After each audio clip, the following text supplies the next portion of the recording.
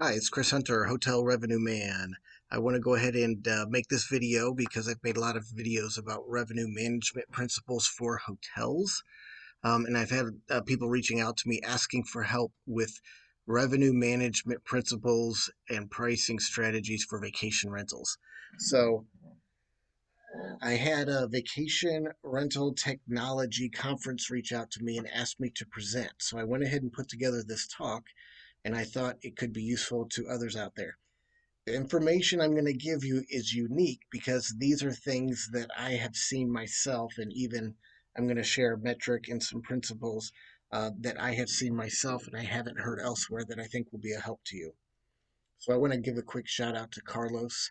He sent me a very kind email this last week and said that he watched my revenue management videos and he used that information to go and get interviews. And he said the interviews went very well. And so things might be looking up for him. So thanks for the encouragement. I'm going to start with some information about why revenue management or rate yielding, or there are a number of things that you can call it, which is changing your rates often to match demand, why it's valuable. If you're not interested in a case for revenue management and you just want to get to some of the principles, then skip forward a few minutes and you can get to that.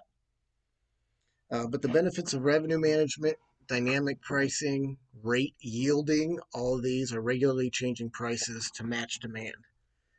So, lodging properties that actively practice revenue management, dynamic pricing, and rate yielding tend to be significantly more profitable than those that use statistic pricing. And I'm going to give you 4 examples. During this first part, I'm going to speak quickly. And so, if you would like to slow it down, feel free to slow down your playback speed there so that you can catch it. We're going to go ahead and look at some examples of why this is so powerful.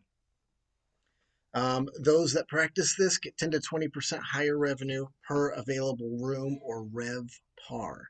It's probably the most important metric in hospitality revenue management, trying to figure out how healthy a lodging property is. I've made a video on that that explains what it is, how it's figured, and gives you a step by step guide to RevPAR. So feel free to check that out. Smith Travel Research (STR), they call it the STAR report. It's seen as the worldwide standard in hotel statistics. Um, Smith Travel Research and industry case studies show that hotels implementing strong revenue management strategies consistently outperform competitors in RevPAR. That means they have higher ADR, average daily rate, higher rates, and they also have higher occupancy, in the end making more money. So that's number one. Number two, you can see 5 to 15% increase in gross operating profit. At the end of the day, we're trying to make profit, so that's important. By optimizing rates based on demand fluctuation, hotels can maximize revenue while keeping operational costs stable. Number three, higher occupancy rates. A 3 to 10% occupancy boost can be seen by those who practice rate yielding. Dynamic pricing allows properties to fill more rooms, even in off peak periods, without excessive discounting. And number four, better customer segmentation and booking pace.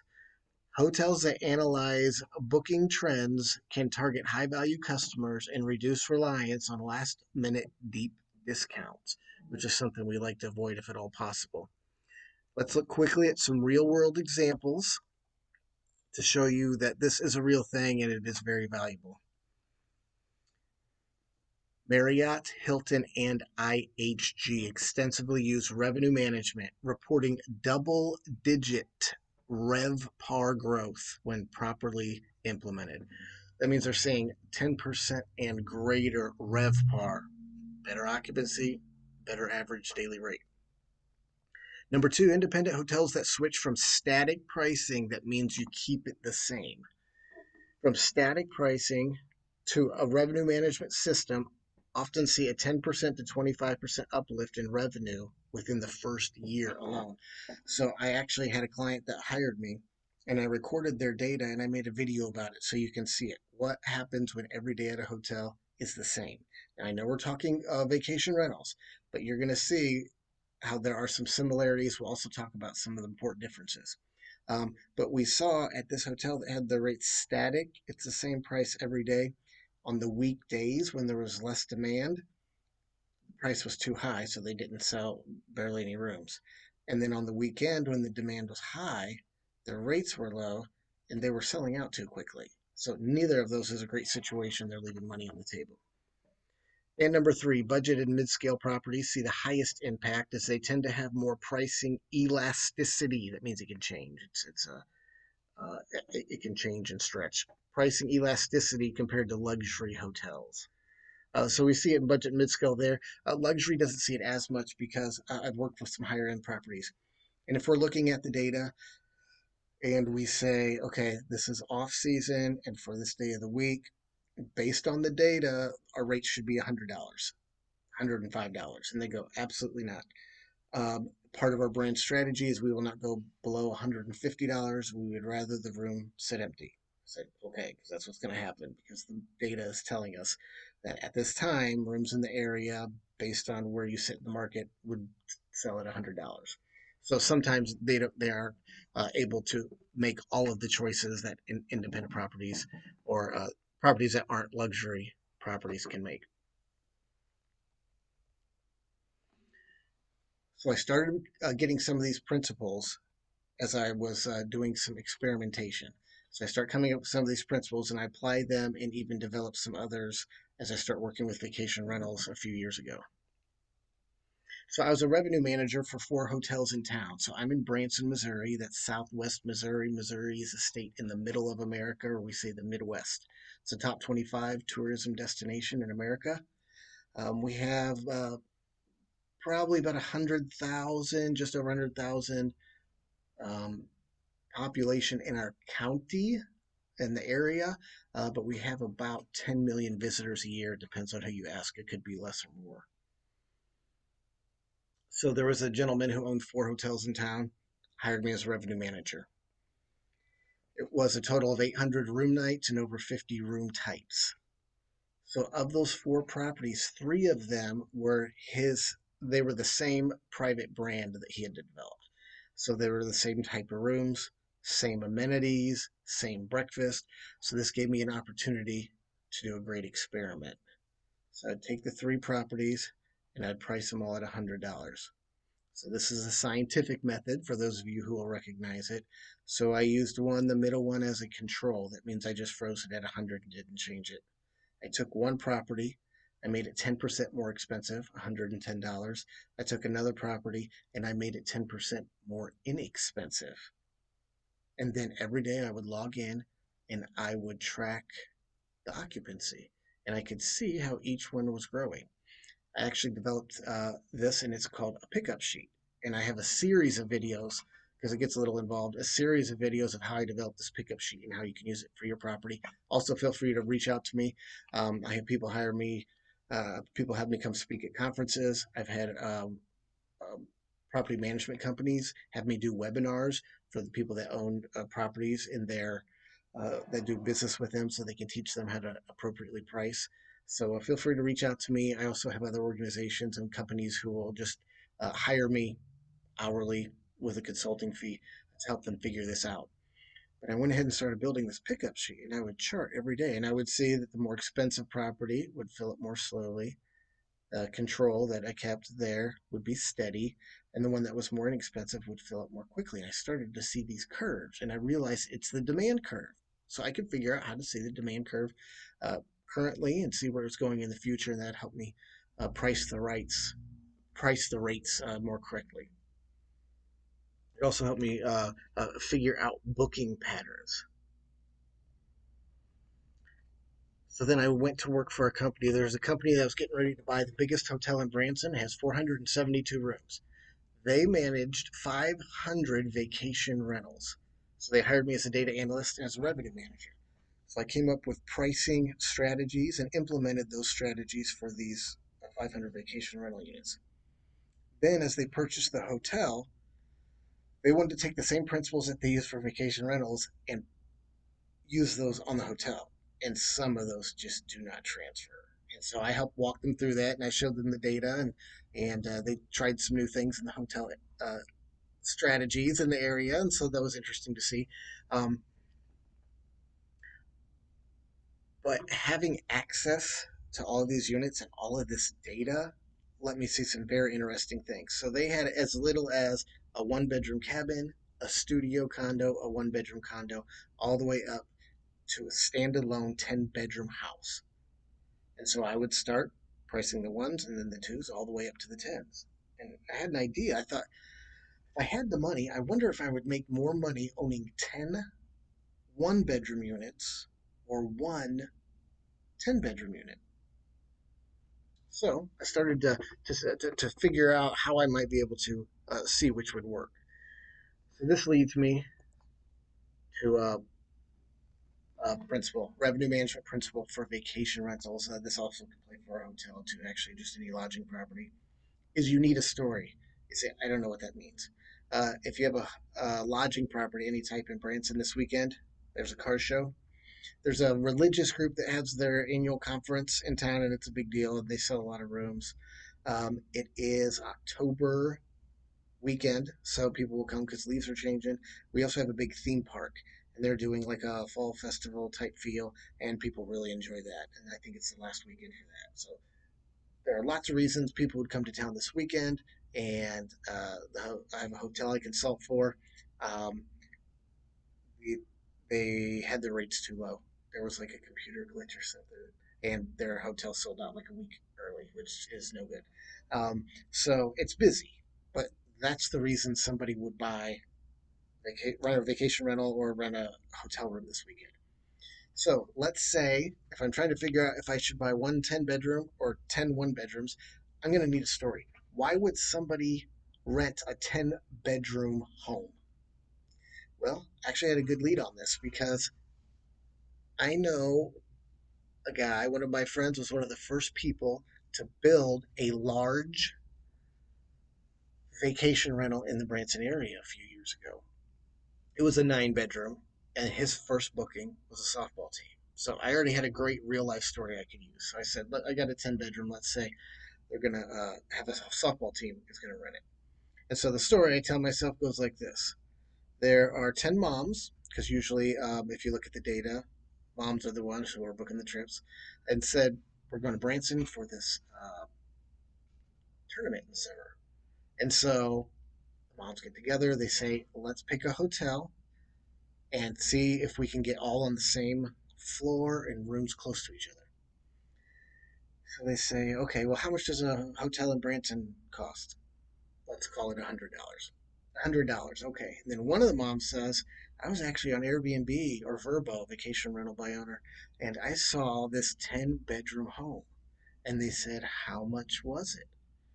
Well, for this to make sense, if each of the 10 people is going to pay $100 for a room, they could pool their money and that would give them $1,000. So as long as it's $1,000 or less, then it makes sense. So if they say it's $100 a night, oh my gosh, this is great because we're going to get one or two decks on a 10-bedroom. It's probably two decks. There's going to be a hot tub, no doubt. There's going to be a grill. There's going to be a full kitchen. There's going to be at least two, if not three, living rooms or common areas, probably a game room in the basement. So that'll be a much better experience than just a hotel room. So I started to figure I could compare hotel rooms and any size vacation rental to see which performs the best. How did I do that? Well, let's look at two more stories and I'll show you where that leads us. So the second in the middle here, let's look at some stories. Not only do you need a story for your rates, it works in reverse. Your rates tell a story. Well, what does that mean?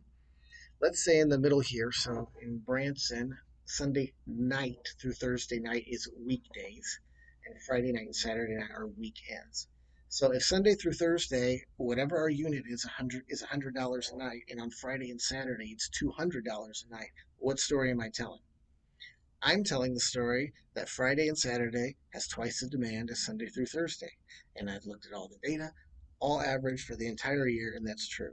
It's 11% for any weeknight and 22% for number of bookings, 22% for any weekend. So this tells a story that our rates tell a story that makes sense in that scenario, and it's actually real life. That the weekends have twice the demand as the weekdays. Let's look at another one. Let's say we've got this 10-bedroom house. January and February, as of now, it's typically slow in the Branson area, although they are putting together strategies to make Branson year round. But let's say, as of now, on January 3rd, 10-bedroom house rents for $200 a night, which is crazy work, right? A 10-bedroom house. But for the sake of illustration, let's say that's true. On July 3rd, which is 6 months later, all the Americans will recognize this as Independence Day weekend or July 4th, right? That same 10-bedroom house, let's say it's $2,000 a night. What story am I telling? There's 10 times the demand on July 3rd rather than January 3rd. And that story actually makes sense because July is the busiest month, and Independence Day weekend is easily one of the busiest, if not the busiest weekend of the year. So that story also makes sense. So, what story are your rates telling, and does it make sense? So, I started to see, well, instead of 10 one-bedrooms or one 10-bedroom, maybe there's a mix. I wonder between 1 and 10, which size unit I'll say makes the most money. It could be revenue or profit. There are lots of ways we could figure that. But just for the sake of the illustration, so I'd start to analyze. Well, I learned there's a metric that I came up with. It's called price per room. PPR is what I call it. What does that mean? I have a 10-bedroom unit and I'm selling it for $1,000 a night. Its price per room. Room is a bedroom. Each of those bedrooms is renting for $100 a night, and there are 10 of them. So it's $1,000 a night divided by 10 rooms. This allowed me to compare vacation rentals to each other and also to hotel rooms. So this ended up giving me a lot of great information. Um, we're going to see this in action. We'll do a live search and you'll see how this works. If I were dropped into any market, I'll say in America, any market in America, and I had to make a quick decision, and they said, you got to price these rooms, they're going live in 5 minutes, and I didn't know what to do, this is where I'd start. And this is 2025. This is where I would start. And then you have to adjust from there. You have to do a lot of adjusting. I would start at $100 PPR, price per room, bedroom. So if you have a 3-bedroom home, that's $300 a night. Now, this is part of my process. I'm not going to explain the entire thing. This is what people hire me for, so I'm happy to help you. But it goes like this. I would go $100 a room for your 3-bedroom house is $300 a night. Now, is it a weekday or a weekend? Why is somebody renting this? Is there a concert in town? Is it a holiday? Is it July 4th, Independence Day weekend? Is it on season and off season? Is it close to the beach? You start looking at all of these, and then you can also go shopping, and then you make adjustments based on the answers to all those questions. So what I found when I started working with this company that managed 500 vacation rental units about 3 years ago. I worked with them until a couple years ago. What I found for all the different units, I could tell back then if it was healthy, if I could get $100 PPR. So I could get $1,000 for that 10-bedroom, or if I could get $300 a night for that 3-bedroom, that was good. It was a good solid rate. If it were above that, as it says under number 2 here, that would indicate that we're in a high demand period. So if it's 100, that's great. If it's 125, that's really great. If it's 150, 200, 300 PPR, and yes, I have seen that and set that based on specific situations, then we're really high demand. Then I saw on the number 3 here, below $100, it signaled a discounted rate, which is what I called it. It might be, if you had a 3-bedroom at $80 PPR, it would be selling for $240. So I could measure how strong each of the different room unit types were during different times of the year. And there's some that were stronger while others were weaker is amazing. So to see all those different metrics.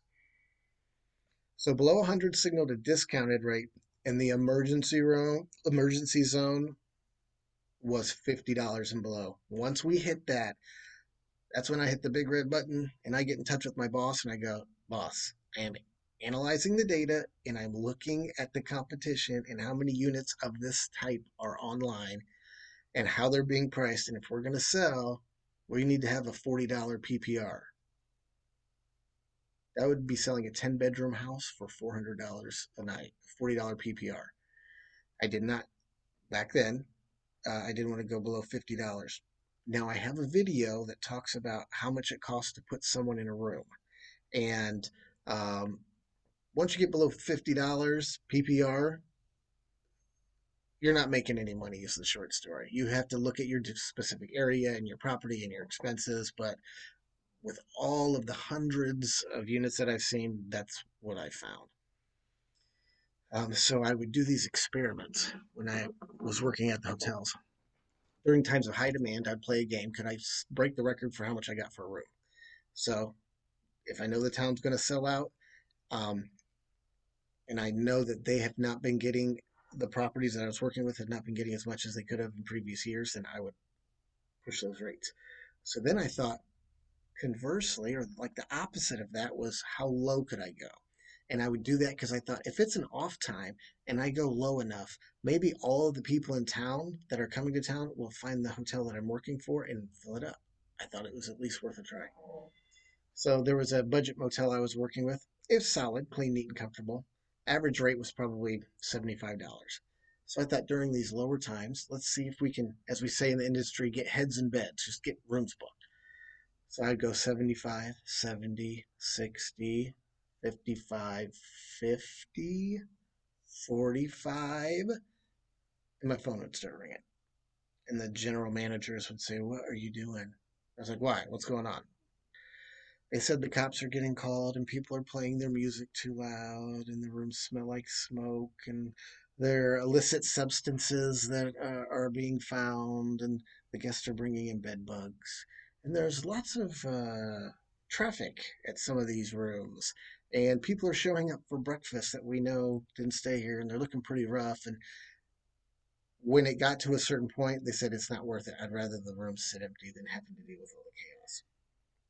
So my dad has a vacation rental built out of shipping containers. It's in downtown Branson next to the convention center, which is really cool. And the company, the property management company that's managing that for him, when it first went live a year ago, you need to hurry up and get some reviews and you need them to be 5 stars, and that helps boost you. So they were just trying to get people to find it and book it. And the rates were getting PPR, price per room, were getting pretty low. And some of his stuff started getting broken. And you have all these other problems. And he told him, like the general managers that called me, knock it off. This is a luxury property. This is the lowest I want. And he bumped the room up. So as you look at a PPR, you can see how yours is performing against even other size properties and other hotel rooms, because you've got that story that you're telling, right? Why somebody would really book yours. And you can also see when you start to get to the danger zone of 50, why that's a problem. And if you're considering buying a unit of a certain size in a market, and you can find 50 of that size and the PPR is $50, that's probably a big red flag. Okay, let's look quickly. Let's talk quickly about booking windows, and then we're going to do a sample shop, and it's going to be live. So I don't know what's going to happen, but I've got a good idea. So people ask me booking windows, and a revenue manager's favorite answer is it depends, and it depends on these certain things. This is something I came up with. Okay, so you can say I'm crazy, but you'll see, just like the $100 price per room, and then adjust based on the answers to about 10 different questions. If you don't know your booking window for your property, this I found. Remember, I was managing ones and everything all the way to tens. And this is what I saw very generically held true. What's the booking window? Just like we have a price per room, 1 month per room, and room means bedroom. So what does that mean? If you have a 5 bedroom unit, 5 bedroom house, 1 month per room, 5 months out your booking window. That's probably pretty close. So fives is probably five. Less than that, it might actually be a little shorter. In our area, ones and twos, 1 bedroom, 2 bedroom, perform like a hotel room. So for a hotel room, the day of arrival is the highest demand. How do I know? I charted it. I charted it hundreds of times, thousands of times. And always held true unless a blizzard came through. And so just, the things just don't happen often. So one bedroom and two bedrooms, same thing. You could rent a two-bedroom condo. You could get it rented 2 days out. Um, could you rent a 10 bedroom? Probably not. Now remember, you got to have a story, and if it's real life, it really helps. If you're gonna have 10 bedroom, it's probably grandma and grandpa are having the kids, and they're bringing their kids, and everyone's going to the same place, right? Well, grandma and grandpa, they might be retired, they might have an open schedule, but then all of the kids, and they probably have jobs. And if there's kids and spouses, maybe both of them have jobs. And if there are three different families, four different families, they all have to put in for vacation at their jobs. There's just a lot that has to happen for all that to line up. That probably isn't going to happen 2 days out. So, 10 bedroom, 10 months out, and just like that five, it's probably 5 months. Less than that, you could book it less than the 4 or 3 month window. But over that, it could also stretch. So you might say a 10 bedroom should be booked 10 months out, and people that have them will say, well, actually, it's usually 12 to 18 months out it's booked. Okay, so if you know when it's supposed to be booked, why is that important? Because you need to know when you get to the danger zone. The danger zone, if this is a typical booking window, and now people probably aren't going to rent your 10 bedroom 2 days out, when should you have started putting a strategy, probably discounting, to make sure you get that booked? Came up with the danger zone principle. It is 1 week per room. So if you have a 10 bedroom and it's 10 months and it's not booked, which is your booking window, and it's 9 months and it's not booked, and it's 8 months and it's not booked, you should be getting uncomfortable. 6 months, when's the danger zone? The danger zone is do whatever you can to get this thing booked, because that would be 10 weeks, 1 week per bedroom. That's 2.5 months. If it hasn't been booked by then, the chances of it getting booked are not good. So these are general rules and principles. If you have nothing else to go on off, I found that this is very helpful. There are other technologies and programs that you can look at that can give you more accurate information based on your area and based on the size of your unit. But this is a real good um, basic principle.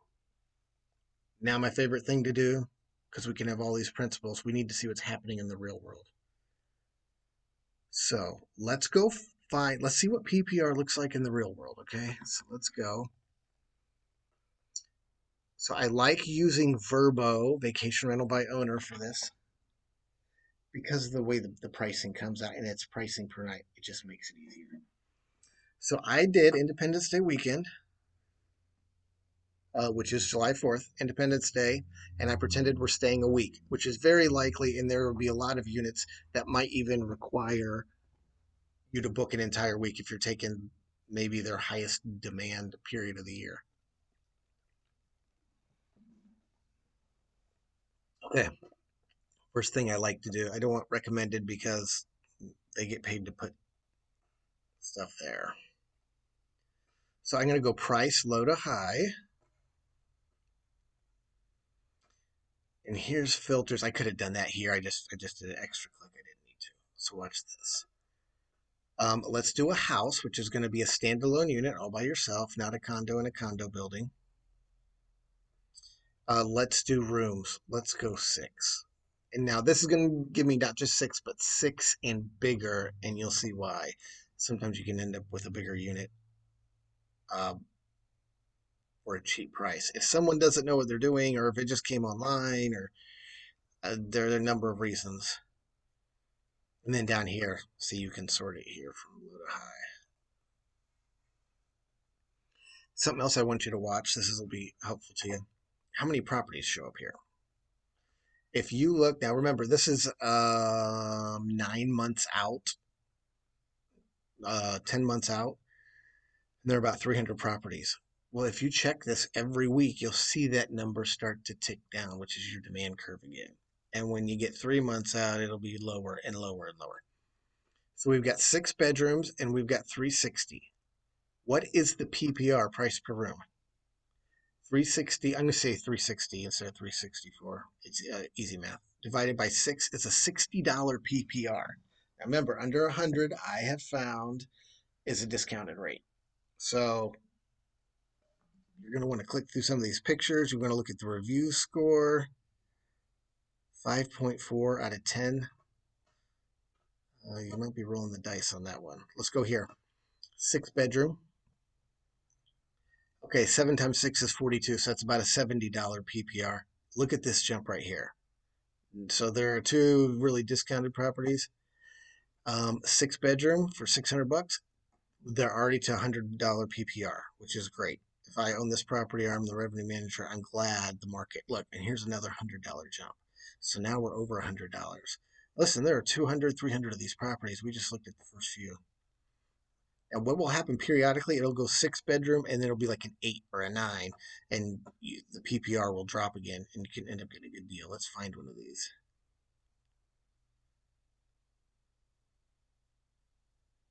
I'm just looking right here at this 6 bedroom. So hopefully my scrolling isn't making you sick. Give me just a minute.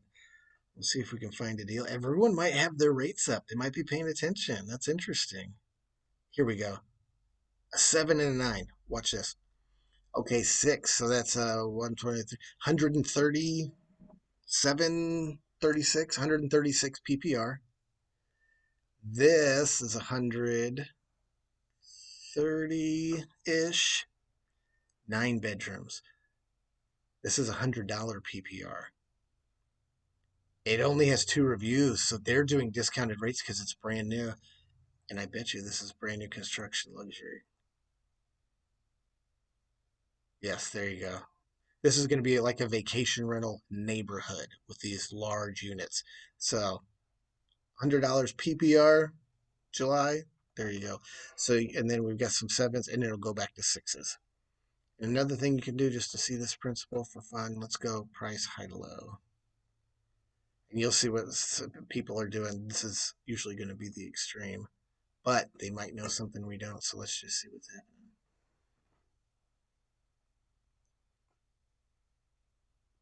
Oh my gosh, $26,000 a night. So this is going to be like rent this entire section, that sort of thing. Let's get down to a single unit. 9 bedrooms. That's $500 PPR. So you could get a hotel room for $500 a night, or you could buy 9 of them and get this. It's amazing. These are 2 homes, 2 homes. Let's find out on another one. A 12 bedroom. That's about what, 250 price per room per night. So this gives you a good comparison. So I hope this is helpful to you. So let's do a quick review. Revenue management, we see that those that practice revenue management strategies, they see higher RevPAR, higher profit, higher ADR, higher occupancy. It's just really a good idea. Even the big players like Marriott, Hilton, and IHG are doing it and see uh, great rewards. Having done experiments and developed a pickup sheet, I've been able to see this demand curve and how revenue management principles can affect that. You need a story. Why would somebody rent your property at this time of year? And then you got to realize your rates tell a story. If it's $100 during the weekdays and 200 on the weekends, you're telling that the weekends have twice the demand as a weekday. And that seems reasonable if that's the type of situation that you're in. Using PPR, price per room, the metric that I invented, you can compare hotel rooms and vacation rentals of any size. And you can see how it's performing, and you can look at a certain metric, like I do $100, and in our area, if $100 PPR and greater, it's probably a time of high demand. Less than that is a discounted rate, and you'll have to figure out what your danger zone is. I found 50 is probably uh, a red flag, and you need to make sure that you've got a strategy and what you want to do with that. If I were dropped blindly into any market in America, I would choose $100 PPR, and then I would adjust from there based on the answers to about 10 different questions that are important. When we look at booking windows, I found 1 month per bedroom seems to be about right. The smaller units don't have to be that far out, and the bigger units probably need to be more than that. And for a danger zone, I use 1 week per bedroom. If I have a 3 bedroom and there's 3 weeks left, we can still book it, but we need to be looking at the competition and see if we're priced correctly. Feel free to reach out to me, Chris at hotelrevenueman.com, and find me on LinkedIn. Connect with me on there. You can see my resume, the different companies that I've worked for, and reach out to me there if you'd like to hire me for consulting your first speaking gig.